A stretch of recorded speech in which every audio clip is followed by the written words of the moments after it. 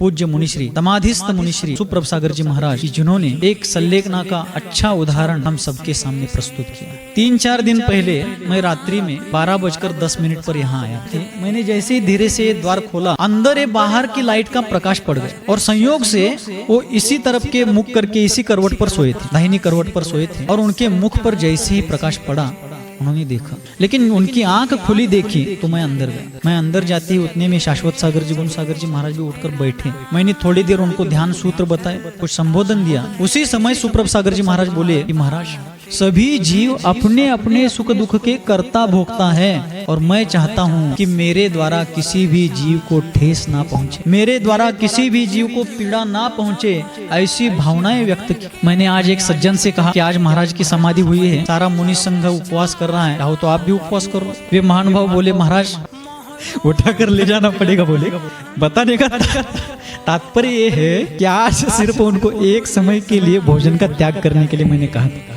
वे बोले कल मुझे उठा कर ले जाना पड़ेगा। जिनका 68 दिन तक समाधि साधना का काल चलता, 60 दिन तक नियम संलेखना चली। नियम संलेखना में क्रमशः उनको चीजें त्याग कराते गए आचार्य महाराज, और जबरदस्ती से उनके ऊपर कोई भी चीज नहीं थोपी गई। बस एक जो प्रक्रिया होती है, प्रोसेस होती है त्याग की, उसके अनुरूप उनके सामने विचार रखे गए, वे उसको फॉलो करते गए। यहाँ तक कि उन्होंने स्वयं चला करके अपने मन मर्जी से आचार्य महाराज से मार्गदर्शन और आशीर्वाद लेकर के अपनी इच्छा से बहुत सी चीजों का त्याग कर दिया। आसान नहीं है, लेकिन मैंने एक दिन का भोजन त्यागने के लिए कहा तो कल मुझे उठा कर ले जाने की बात उन्होंने कही।